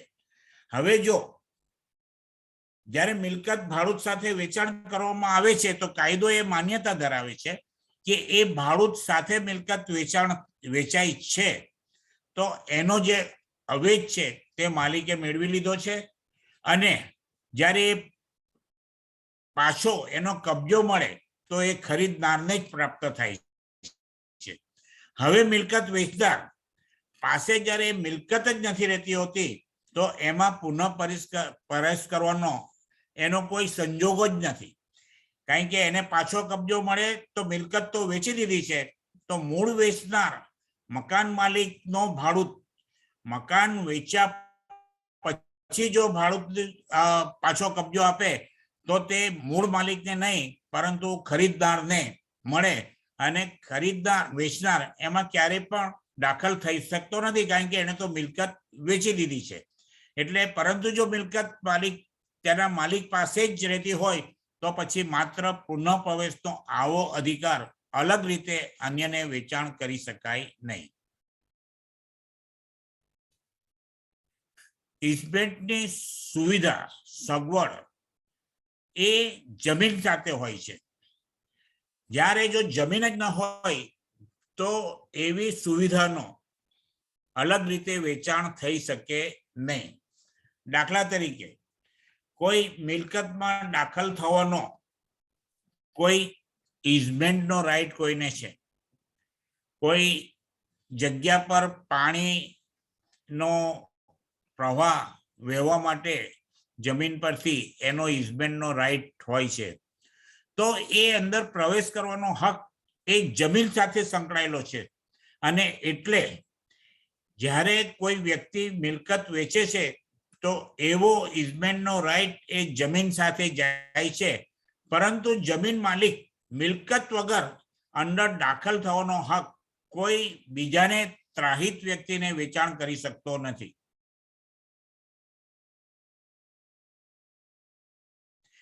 ઇઝમેન્ટનો રાઈટ વ્યક્તિ સાથે નહીં, પરંતુ જમીન કે મિલકત સાથે સંકળાયેલો છે. એટલે જમીન કે મિલકત વગર એવો ઇઝમેન્ટનો રાઈટ સ્વતંત્ર રીતે ટ્રાન્સફર થઈ શકતો નથી. મર્યાદિત હિત, આ આપણે પેલા 10 જે જોયા તે 10 કઈ રીતે છે તેના આપણે ઉદાહરણો જોઈએ છે કે જ્યારે કોઈ મિલકતનો માલિક બીજી વ્યક્તિને પોતાની વ્યક્તિગત રીતે કોઈ સવલત આપે છે, એટલે કામ ચલાવ મિલકત વાપરવાનો હક આપે, તો એવો હક વ્યક્તિગત કોઈ પણ વ્યક્તિ તેવા વ્યક્તિગત મર્યાદિત હક બીજી કોઈ વ્યક્તિને ટ્રાન્સફર કરી શકે નહીં. કોઈ એક વ્યક્તિ બીજી વ્યક્તિને લીઝથી, ભાડેથી અથવા તો એમ જ એને પોતાની મરજીથી સ્વેચ્છાએ વાપરવા આપી હોય, તો એવી જે વાપરતો હોય પોતે, બહારથી એવું દેખાય કે મિલકત એની જ છે, જ્યાં સુધી એના પેપર ન જોવે તો એમ લાગે કે આ મિલકત ભાડું વાપરે છે, આજુબાજુ કોઈ આવતું નથી, તો આની જ મિલકત હોવી જોઈએ, પણ એ ભાડાની હોય, લીઝની હોય અથવા તો ખાલી વાપરવા લીધી હોય. તો એવી મર્યાદિત હક ધરાવતી જે મિલકત હોય, તે મર્યાદિત હક ધરાવનાર વ્યક્તિ એવી મિલકત વેચાણ કરી શકે કે ટ્રાન્સફર કરી શકે નહીં. ખાસ કરીને જ્યારે કેટલીક મિલકતો આપણે વારસા હકમાં જોઈએ છે કે પત્નીને અને પતિ વચ્ચે ઝઘડો થયો હોય અને છૂટાછેડા થયા હોય કે છૂટાછેડા થવાના હોય અને એને મેન્ટેનન્સનો રાઈટ આપ્યો હોય, તો કોઈ મિલકતની એને સોંપણી કરવામાં કે આની જે આવક થાય તે મેન્ટેનન્સ તરીકે વાપરવી, પછી એનું ભાડું હોય કે પછી એની બીજી કોઈ ઉપજ હોય તે એ વાપરી શકે. તો એ મેન્ટેનન્સ માટે એને સોંપવામાં આવેલી મિલકતમાં એનો મર્યાદિત હક છે કે એની આવક એને મેન્ટેનન્સના હક તરીકે વાપરવી. પણ એ મેન્ટેનન્સના હક તરીકે વાપરવાનો મતલબ એ નથી કે એ મિલકતની એ સંપૂર્ણ માલિક બને છે અને વેચાણ કરી શકે છે. તેવી રીતે આપણે વારસા હકમાં પહેલા જોતા તો 1956 પહેલાનો હિન્દુ વારસા હકમાં એવું હતું કે સ્ત્રી પત્નીને મિલકતમાં હક નહોતો મળતો, પણ એ જીવે ત્યાં સુધી ભરણ પોષણનો હક એ મિલકતમાં વારસાગત મિલકતમાં રહેતો હતો. કે કોઈ પણ વ્યક્તિ મરી જાય તો એની પત્નીને આ જીવન એની મિલકતમાંથી ભરણ પોષણના અધિકાર રહેતા હતા. તો આ ભરણ પોષણના અધિકાર વ્યક્તિને વારસાગત મળતા હતા, તો એનો હક મર્યાદિત હતો, ભરણ પોષણ પૂરતો જ, પણ એ કાયદેસર એનો વારસા હક ધરાવતી નહોતી, અને એટલે જ એ ભરણ પોષણના હકને મિલકતના હક તરીકે ગણી મિલકત વેચાણ કરી શકે નહીં. ભાવિમાં ભરણ પોષણનો હક એ પણ વ્યક્તિલક્ષી છે, એટલે ટ્રાન્સફર એ જે મિલકત પ્રાપ્ત થઈ હોય મેન્ટેનન્સ માટે તે વેચાણ થઈ શકે નહીં, જે અગાઉ આપણે જોઈ છે. હવે દાવા કરવાનો માત્ર અધિકાર, એ દાવા કરવાનો માત્ર અધિકાર પણ ટ્રાન્સફર થઈ શકે નહીં. એને આપણે દાવો કરવાનો અધિકાર કોને કહેવાય એનું એક ઉદાહરણ આપણે જોઈએ કે આ ઉદાહરણ આ સ્પષ્ટ થશે કે બ સાથે એક વસ્તુ વેચાણ લેવાનો કરાર કરે છે. જ્યાં સુધી આ કરાર અસ્તિત્વમાં છે ત્યાં સુધી અ કે બ તેનું એસાઇનમેન્ટ અન્યને કરી શકે છે. કારણ કે આવું ટ્રાન્સફર એ વાદ્ય યોગ્ય દાવાની ટ્રાન્સફર ગણાય છે. દાખલા તરીકે કોઈ લિટિગેટેડ પ્રોપર્ટી છે, એ લિટિગેટેડ પ્રોપર્ટી કોઈ વ્યક્તિ પોતાની પાસે પોતાના નામ પર હોય તો અન્યને એ લિટિગેટેડ પ્રોપર્ટી વેચી શકે છે. એટલે લિટિગેટેડ પ્રોપર્ટી વેચવામાં વાંધો નથી, પરંતુ દાવા કરવાનો માત્ર અધિકાર કોને કહેવાય કે જો બ કરાર ભંગ કરે તો અ તેની સામે દાવો કરી વળતર મેળવવાનો અધિકાર છે. તો ફક્ત વળતર મેળવવાનો અધિકાર એ કોઈને ટ્રાન્સફર કરી શકે નહીં. એટલે વળતર મેળવવા માટે દાવો કરવાનો અધિકાર એ કોઈને ટ્રાન્સફર કરી શકે નહીં. એટલે પ્રોપર્ટી ટ્રાન્સફર કરી શકે, પ્રોપર્ટીનો કરાર થયો તો કરારના આધારે પ્રોપર્ટી લિટિગેટેડ ટ્રાન્સફર થઈ શકે, પણ જો એ લિટિગેશનમાંથી વળતર મેળવવાનો ફક્ત વળતર મેળવવાનું જો હોય તો મિલકત વગર ફક્ત વળતર મેળવવાનો હક એ ટ્રાન્સફર કરી શકે નહીં.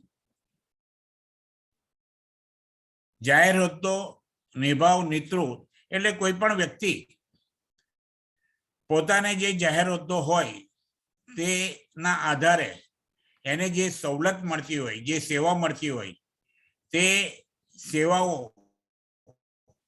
કરવાનો એનો હક એ હોદ્દાની સાથે સંકળાયેલી છે. એટલે એવો હોદ્દો એ કોઈને ટ્રાન્સફર નહીં કરી શકે. એ હોદ્દાની જે મર્યાદા છે, એટલે કોઈ ટ્રસ્ટી હોય તો એ ટ્રસ્ટી મિલકત ધરાવે છે, પણ ઇટ ડઝન્ટ મીન કે ટ્રસ્ટી એ મિલકતનો માલિક છે અને મિલકત વેચી દે. એવી રીતે મહંત છે, મઠના મહંત છે, પુરોહિત છે, મુત્તવલ્લી છે, એ લોકો કોઈ મિલકત ધરાવતા હોય એનો મતલબ કે પોતે એ ટ્રાન્સફર કરી શકતા નથી. અને જાહેર હોદ્દાનું એટલે કોઈ માણસ કોઈ હોદ્દો ધરાવતો હોય, દાખલા તરીકે કોઈ મામલતદાર એમ માને કે હું મામલતદાર છું ને મારો આ હોદ્દો છે, મારે વેચાણ કરવો છે, તો એવો હોદ્દો એ કાયદાથી પ્રતિબંધિત એટલા છે કે વ્યક્તિની લાયકાત અને વ્યક્તિ એ જે કંઈક પરફોર્મ કર્યું હોય છે એના આધારે મળેલો હોય છે.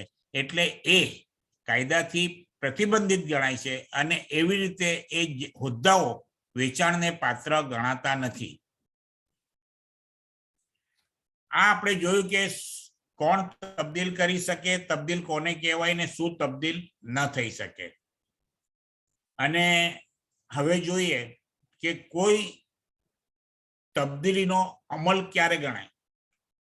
તો કલમ 8માં લખ્યું કે કોઈ જુદો ઈરાદો વ્યક્ત કરેલો ન હોય અથવા અમુક જણાય આવતો ન હોય તો મિલકત તબદીલ કરવાથી તે મિલકતમાંનું મિલકતના કાયદેસર આનુષંગિક હકનામું જે હિત તબદીલ કરવા માટે તે સમયે તબદીલ કરનાર સમર્થ હોય તે તમામ તબદીલીથી લેનારને તરત જ પ્રાપ્ત થાય છે. આને સિમ્પલ ભાષામાં આપણે ગણીએ, આ કાયદાની ટેકનિકલ ભાષામાં ન જઈએ અને એ સમજવાની આપણે સામાન્ય વ્યક્તિની ભાષામાં જોઈએ તો જ્યારે કોઈ વેચાણ દસ્તાવેજ કરવામાં આવે છે અને એ વેચાણ દસ્તાવેજ જ્યારે રજીસ્ટર્ડ થાય છે અને જેવો રજીસ્ટર્ડનો સિક્કો લાગી જાય કે આ દસ્તાવેજ રજીસ્ટર્ડ થઈ ગયો, તે જ સમયે તે જ ક્ષણે વેચનારના તમામ હકો ખરીદનારને પ્રાપ્ત થાય છે. તે જ ક્ષણે એમાં કોઈ અંતર હોતું નથી, એક અવકાશ રહેતો નથી. જેવું રજીસ્ટર્ડ થાય તેવું જ માલિકી ટ્રાન્સફર થઈ જાય છે, એ મિલકતના તમામ હકો ટ્રાન્સફર થાય છે. એટલે તબદીલીનો અમલ ક્યારે થાય? જો કોઈ સ્પષ્ટ ઈરાદો વ્યક્ત કર્યો હોય કે હું આ તમને આ વેચાણ આપું છું, આ વેચાણ દસ્તાવેજ થયો છે, પણ એનો કબજો હું તમને 3 મહિના પછી આપીશ, તો એ ઈરાદો વ્યક્ત ન કર્યો હોય દસ્તાવેજમાં કે એવો જણાઈ નહીં આવતો હોય, તો જેવો એ દસ્તાવેજ થાય તો એ મિલકત સાથેના તમામ અધિકારો, કબજા સહિત એની આવક, એની ઉપજ, એ બધાનો હક તુરત જ એ મિલકત ખરીદદારને પ્રાપ્ત થાય છે.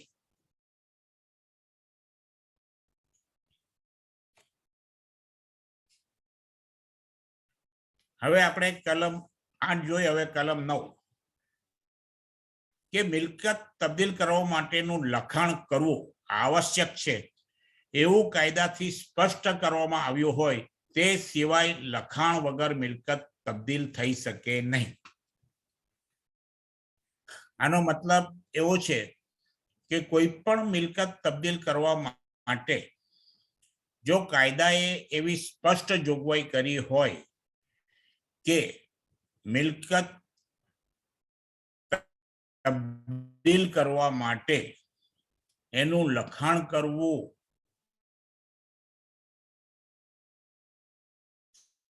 ફરવી કાયદાની સ્પષ્ટ કરેલી જોગવાઈ હોય તો એવી મિલકત ફક્ત એ લખાણથી અને લખાણને રજીસ્ટર કરવાથી જ ટ્રાન્સફર થાય, તે સિવાય લખાણ વગર તબદીલ કરી શકાય નહીં.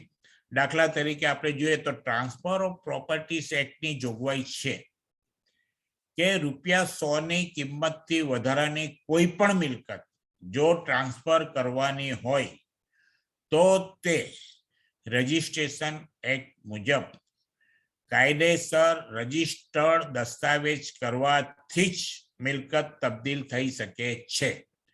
એનો મતલબ એમ થઈ ગયો કે કોઈ પણ મિલકતની માલિકી ફેરફાર કરવો હોય તો કાયદા પ્રમાણે એનો રજિસ્ટર્ડ દસ્તાવેજ થવો કમ્પલસરી છે, ફરજિયાત છે. એટલે રજિસ્ટર્ડ દસ્તાવેજ વગર કોઈ પણ મિલકતની માલિકી ટ્રાન્સફર થતી નથી.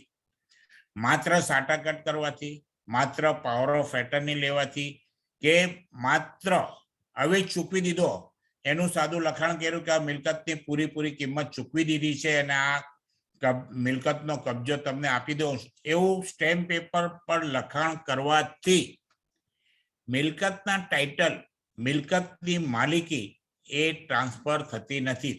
ભલે સંપૂર્ણ અવેજ આપી દીધો હોય, એનો કબજો પણ સોંપી દીધો હોય, એનું કન્ફર્મેશન પણ કોઈ સાદા કાગળ કે સ્ટેમ્પ પેપર પર લખ્યું હોય તો પણ એ મિલકતના ટાઇટલ, એની માલિકી માત્ર ને માત્ર રજિસ્ટર્ડ વેચાણ દસ્તાવેજથી જ થઈ શકે છે.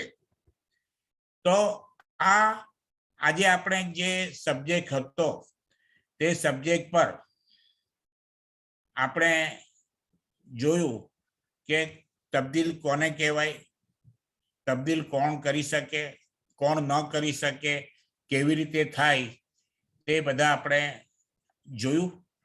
અને એ પ્રમાણે જોતા અત્યારે આપણા ટાઈમ ફ્રેમમાં 1 કલાક પૂરો થાય છે. અને અપૂર્વભાઈ, યશભાઈને વિનંતી કરું છું કે જો આ દરમિયાન કોઈ પ્રશ્ન આવ્યા હોય તો આપણે પ્રશ્ન પર જઈએ તો આપણે એ લોકોના ડાઉટ, એ લોકોની ક્વેરીનો આપણે વિચાર કરી શકીએ. Yes, sir. The session was very informative અને ઘણું બધું નવું શીખવા અને જાણવા મળ્યું આ સેશનમાંથી. So now I will invite questions in case anyone has, because chat box માં તો કોઈ question નથી, but કોઈને બી કોઈ બી સવાલ પૂછવો હોય મેઘાણી સાહેબને તો ડેફિનેટલી તમે પોતાને અનમ્યુટ કરી અને એક પછી એક સવાલ પૂછી શકો છો. યશભાઈ, મેં ડાયરેક્ટ એડ્રેસ કર્યો છે મેઘાણી સાહેબને. Yes. You are most welcome, sir. So I will address it through the chat box. Hello. Okay. Should I ask you verbally? Yes, Yeah, yes, yeah, sir. verbally you can ask. Okay. If some professional body, head of the professional body transfer institutes property without any power or consent of the executive committee or a members, general Yeah. body.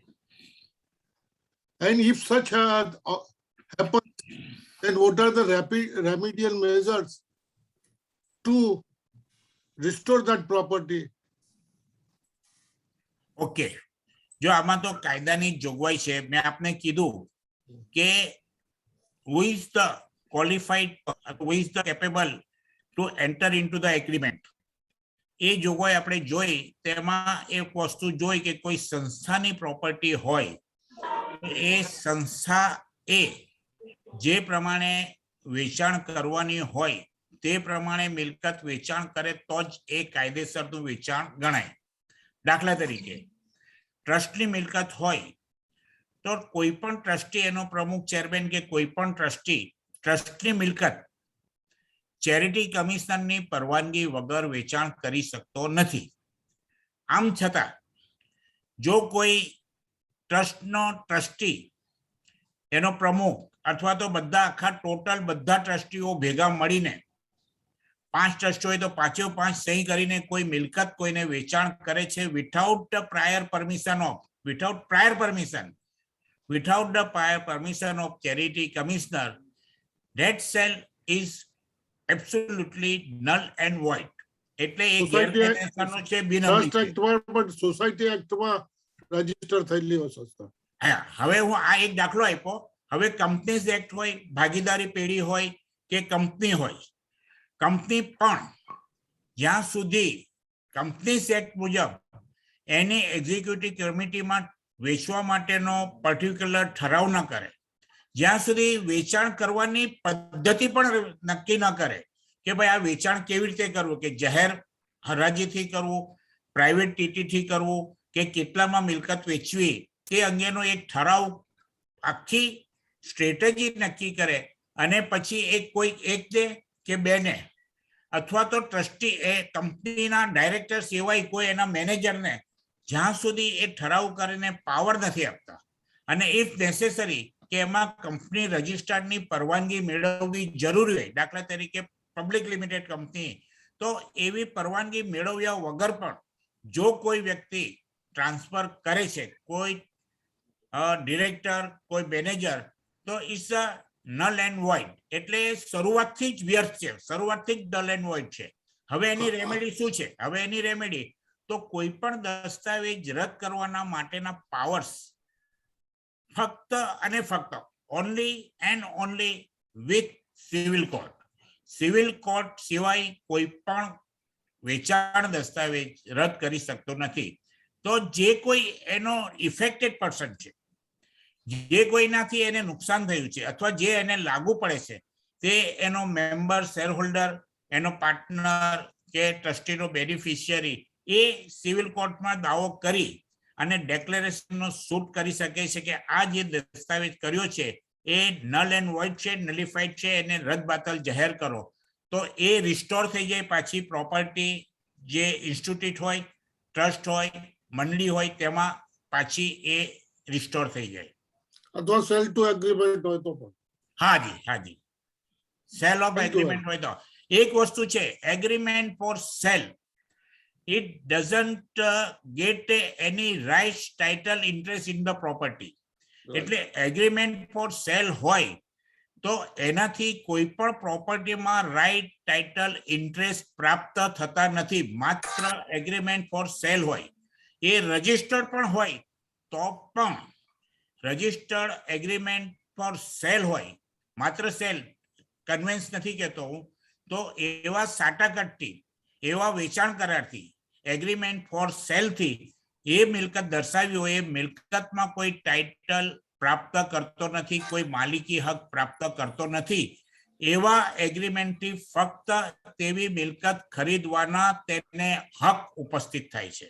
સાહેબ, એ ફોર્સિબલી possession લઈને court commission initiate કર્યા પછી જાય તો શું કરી શકે? Court to sell છે. કોર્ટ પોઝેશન તો ક્યારે આપે કે કોર્ટમાં કોઈ મિલકત ઇન્વેસ્ટેડ થઈ હોય, જપ્ત થઈ ગઈ હોય તો. ફોર્સિબલી પોઝેશન લઈ લીધો મિલકત, બંધ મિલકતનું, જો અને કબજા, એક મિનિટ, જો કબજા સાથેનું સાટાકટ હોય, કબજા સાથેનું સાટાકટ હોય, યાને agreement for sale with possession હોય, અને જો એ કરારનો અમલ ન થાય અને એ કરાર જો કેન્સલ થાય તો એ પોઝેશન ઓટોમેટિક ઓરિજિનલ ઓનરને જાય. એ પોઝેશન રિટર્ન કરવા માટે સાટાકટ હોલ્ડરને રાઇટ્સ મળતા નથી. I hope you understand what I want to say. I understand. ઘણી વખત એવું થાય છે કે સાહેબ, બીજા એગ્રીમેન્ટ કરીને ગિરીશભાઈ, જતા રહે કોર્ટ કમિશન. ગિરીશભાઈ, બીજા ક્વેશ્ચન્સ છે આગળ? Thank you very much. Next. બીજો એક ક્વેશ્ચન ચેટ બોક્સમાં આવેલો છે કે જી. જે પણ મિલકતો કોઓપરેટિવ સોસાયટીમાં રજીસ્ટર્ડ હોય અને તેમાં શેર સર્ટિફિકેટમાં જૂનું નામ હોય તેને પોતાની મિલકત પોતાના કોઈ ફેમિલીને સાદા લખાણથી હક આપેલ હોય તે ફેમિલી વ્યક્તિ પોતાના હકથી મિલકત વેચી શકે ખરો? આપણે બહુ સ્પષ્ટ કીધું કે કોઈ પણ મિલકત ટ્રાન્સફર કરવી હોય તો એના માટે registered documents is a compulsory mandatory. એટલે કોઈ સોસાયટીનો સભ્ય કોઈક શહેરથી કોઈ પ્લોટ, કોઈ બંગલો, કોઈ રો હાઉસીસ ધરાવે છે તો is as good as a owner of that property. ભલે એ સભ્ય હોય પણ એ એનો ઓનર ગણાય. અને એની ઓનરશિપ એ જ્યારે શેર ટ્રાન્સફર કરે છે તો એણે એ ટ્રાન્સફર કરવા માટે રજિસ્ટર્ડ ડોક્યુમેન્ટ હોવું જરૂરી અને કમ્પલસરી છે. એ કોઈ પણ વ્યક્તિને સાદા લખાણથી ટ્રાન્સફર કરવાનો હક પણ ના આપી શકે, તો એને ઓફિશિયલ પાવર ઓફ એટર્ની આપવું પડે અને એ પાવર ઓફ એટર્નીના આધારે એ મિલકત ટ્રાન્સફર કરી શકે. પણ સાદા કાગળથી એ રાઇટ્સ એને પ્રાપ્ત થતા નથી અને એ સોસાયટી ટ્રાન્સફર કરી શકે નહીં. અને સોસાયટી જો ટ્રાન્સફર કરે તો પણ એ વેલિડ ગણાય નહીં. Okay sir. Sir next question છે કે શું દસ્તાવેજ બીજી વખત બન્યો છે કે નહીં, કેવી રીતે ચેક કરી શકાય? જો રજિસ્ટર્ડ દસ્તાવેજની જોગવાઈ કાયદામાં એવી છે કે દસ્તાવેજ ઇઝ અ પબ્લિક ડોક્યુમેન્ટ. જ્યારે વેચાણ દસ્તાવેજ થાય છે તો એ બે પાર્ટી વચ્ચેનું ટ્રાન્ઝેક્શન રહેતું નથી. It is a public document. તો કોઈ પણ વ્યક્તિ એની સર્ટિફાઈડ કોપી સબ રજિસ્ટર ઓફિસમાં જઈ અને મેળવી શકે છે.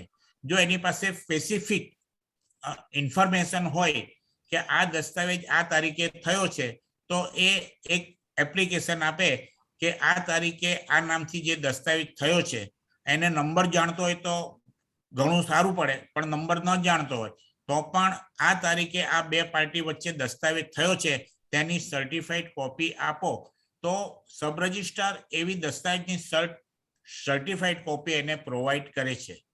પણ સમજો કે આપણને કંઈ ખબર જ નથી કે આ દસ્તાવેજ થયો છે કે નહીં, તો કાયદાની ભાષામાં એને સર્ચ કહેવાય છે કે સર્ચ લેવી.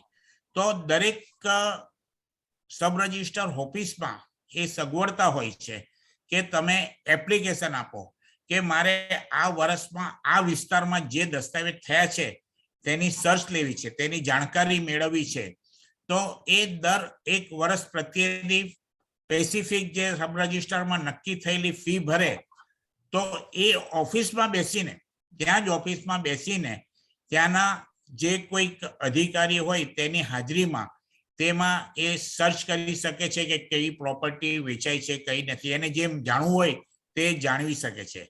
અને આવી રીતે જેટલા વર્ષનું સર્ચ લેવું હોય, 1 વર્ષ, 2 વર્ષ, 5 વર્ષ, 25 વર્ષ, 50 વર્ષ, તો એવી રીતે એ સર્ચ મેળવી શકે છે. અને દરેક વર્ષનું સર્ચ જુદું જુદું હોય છે. દરેક તારીખનું, તમને એમ લાગે કે ફલાણા મહિનાનું લેવું છે કે 2021માં જાન્યુઆરીમાં આ દસ્તાવેજ થયો છે કે નહીં, તો 2021ની જાન્યુઆરીમાં જેટલા પણ એ વિસ્તારના દસ્તાવેજ હોય તેનું રજિસ્ટર તમને ત્યાં ઓફિસમાં ઇન્સ્પેક્શન માટે આપવામાં આવે અને તમે એમાંથી તમારા હાથથી ઉતારો કરી શકો છો. તો આપણે કોઈ દસ્તાવેજ થયો છે કે નહીં અગાઉ તે જાણવું હોય તો એનું સર્ચ લેવું પડે. અને બીજી રીતે છે કે કોઈ પણ દસ્તાવેજ કરે તો એની રેવન્યુ રેકર્ડમાં નોંધ પડે છે. તમે રેવન્યુ રેકર્ડની નોંધ તપાસો તો એ દસ્તાવેજ કોઈ થયો હોય ને એની રેવન્યુ રેકર્ડમાં નોંધ થઈ હોય તો એના પરથી તમને ખબર પડે કે આ રીતે આ અગાઉ આ જમીનનો આ દસ્તાવેજ થયો છે. પણ જો નોંધ ન થયો હોય રેવન્યુ રેકર્ડમાં તો આવી રીતે સબ રજિસ્ટરની ઓફિસમાં સર્ચ મેળવીને આપણે એની વિગત મેળવી શકીએ છીએ. Yes, sir. So next question છે કે if a person with unsound mind transfers his property, however by which documents his unsoundness can be proved in litigation? જો અનસાઉન્ડ માઇન્ડ જે છે તે બે રીતે પ્રૂવ થાય, એક એની વર્તણૂકથી અને એક મેડિકલી. તો જે વ્યક્તિ એમ કે આ અનસાઉન્ડ માઇન્ડ છે તો એ પ્રૂવ કરવાની જવાબદારી જે ક્લેમ કરે છે એના પર જાય છે. અને એ અનસાઉન્ડ માઇન્ડ ની જે ક્લેમ કરવાનો છે તે કોઈ પણ વ્યક્તિ કરી શકે છે. એવું જરૂરી નથી કે એનો સંકોચ કરી શકે, કારણ કે અનસાઉન્ડ માઇન્ડ એ સમાજનું પ્રત્યેનું એનું ઋણ છે કે કોઈ એને છેતરી ન જાય. સમજો કે અનસાઉન્ડ માઇન્ડનો કોઈ પણ સગાવાલા ન હોય તો પછી એનો દેખરેખ રાખનાર કોણ? સામાન્ય રીતે એનો કોઈ સગાવાલા હોય તો એ એને ક્લેમ કરી શકે કે ભાઈ અનસાઉન્ડ માઇન્ડ છે અને પેલા બનાવટથી એનો દસ્તાવેજ કરી લીધો છે. તો એ દસ્તાવેજ જ્યારે ચેલેન્જ કરવામાં આવે અને કોર્ટમાં એની મેડિકલી અને એને વર્તણૂકથી એ સાબિત થાય કે અનસાઉન્ડ માઇન્ડ છે, તો એ દસ્તાવેજ શરૂઆતથી જ વ્યર્થ અને રદ ગણાય. એટલે from the date of register A null and void ગણાય અને એનાથી જે કંઈ પેલાને હક પ્રાપ્ત થયા હોય તે હક પ્રાપ્ત થાય. અને એ સંજોગોમાં જ્યારે એ દસ્તાવેજ રદ થઈ જાય તો ઓટોમેટિક એ અનસાઉન્ડ માઇન્ડની વ્યક્તિમાં રિસ્ટોર થાય, નહીં કે ક્લેમ કરનારમાં.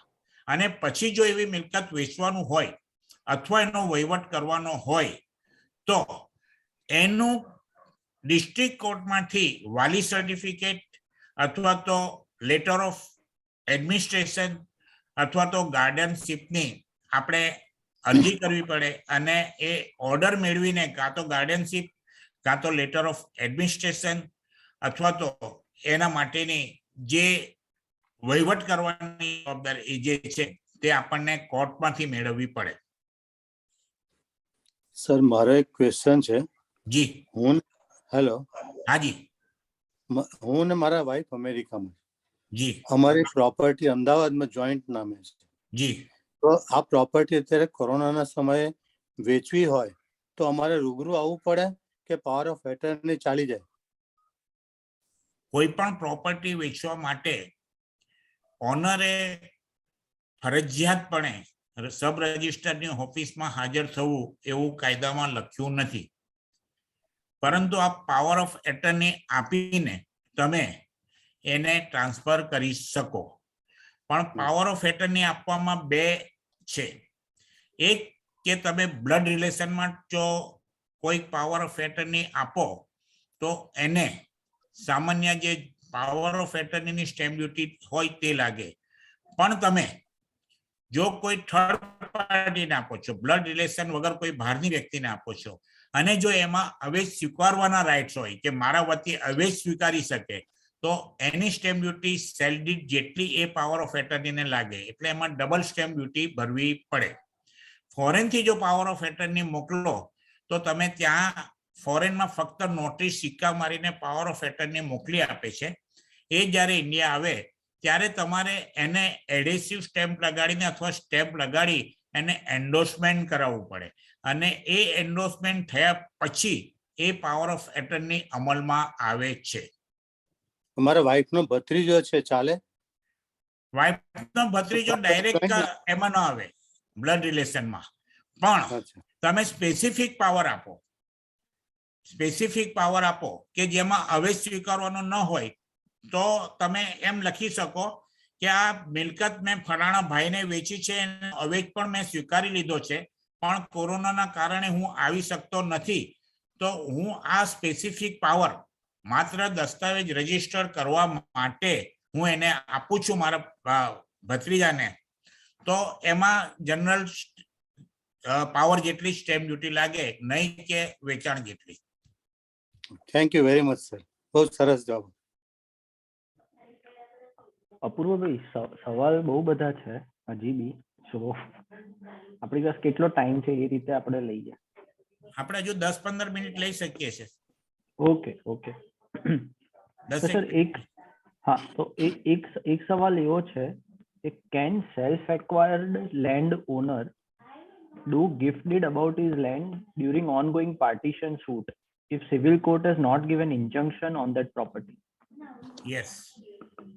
જો કોઈ પણ સેલ્ફ એક્વાયર્ડ પ્રોપર્ટી હોય અને એનું લિટિગેશન ચાલતું હોય, somebody claim or file a suit કે this is an ancestor property and I have right interest in this property, but court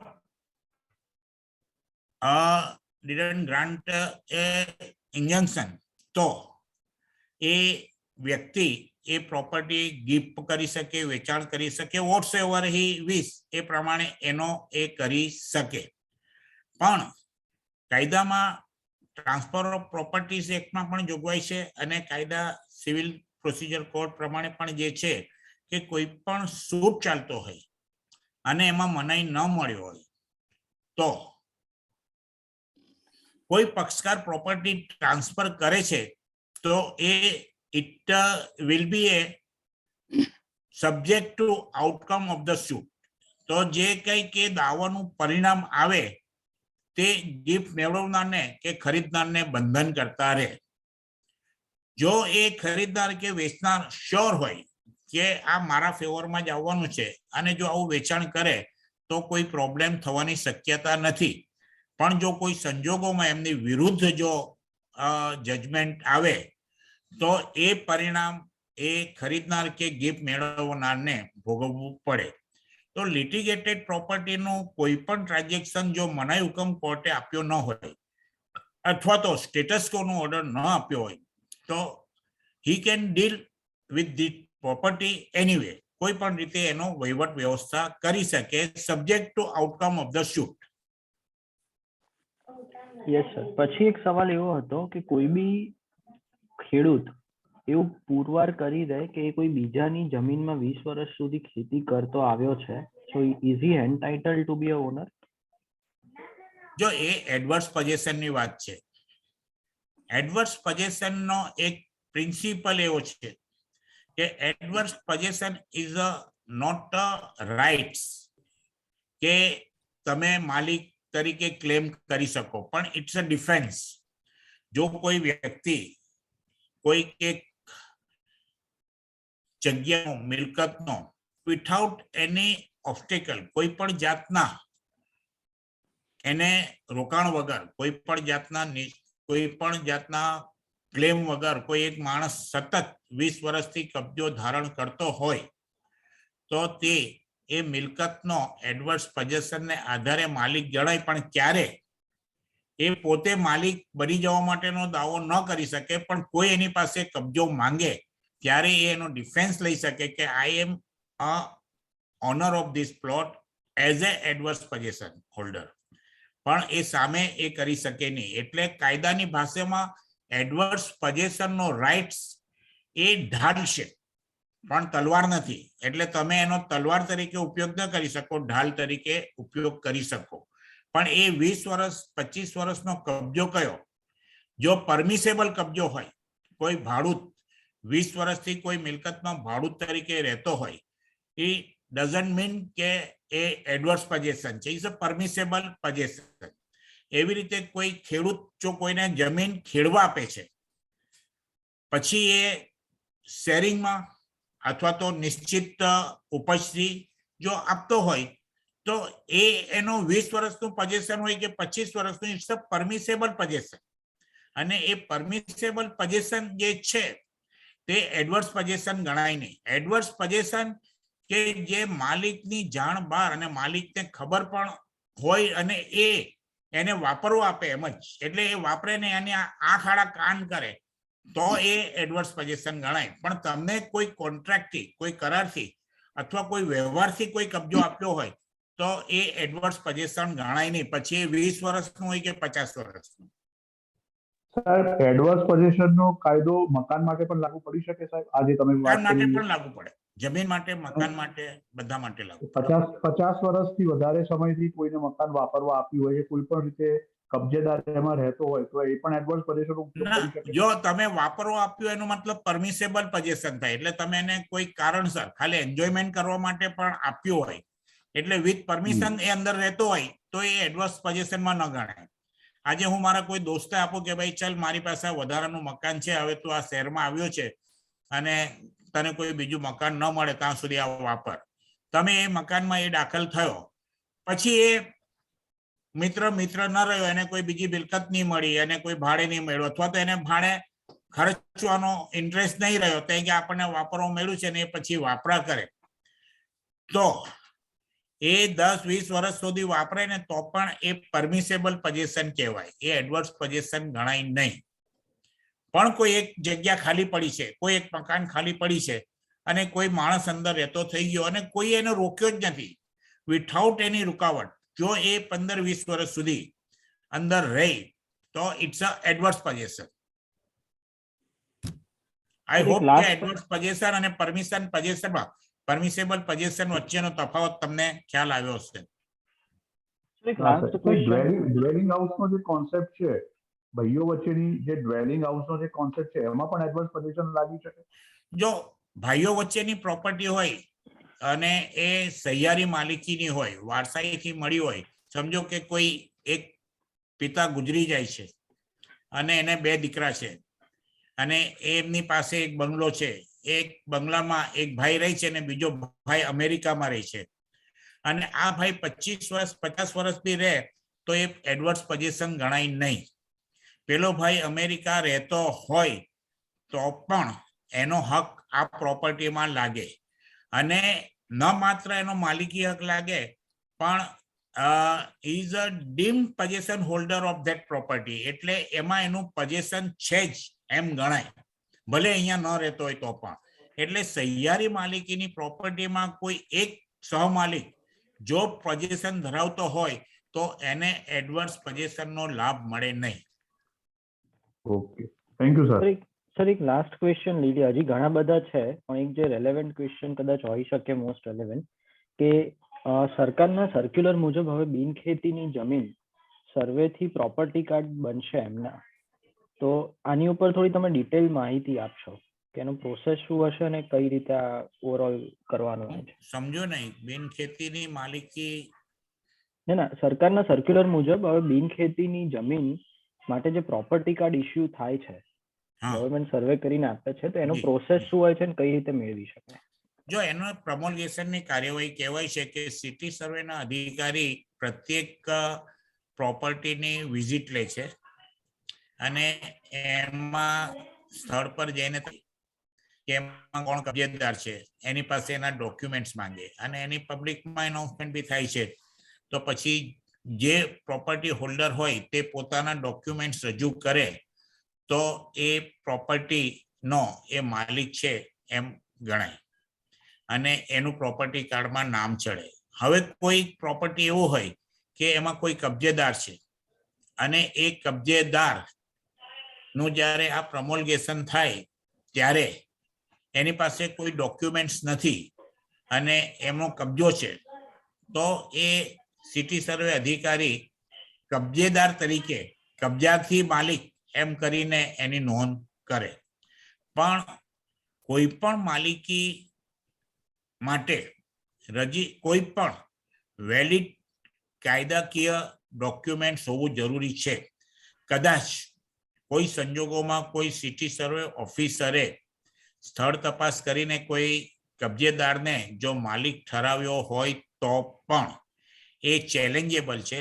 જો એનો ખરો માલિક એમ કે આ મારી પાસે ઓનરશિપના પુરાવો છે, આ મારો દસ્તાવેજ છે અને આ તો ફક્ત અંદર કબજેદાર હતો, તો એનું અપીલ કરવાથી, એનું રિવિઝન કરવાથી એનું નામ નીકળી જાય અને પેલા જે ડોક્યુમેન્ટ્સ રજૂ કર્યા હોય તેનું નામ આવી જાય.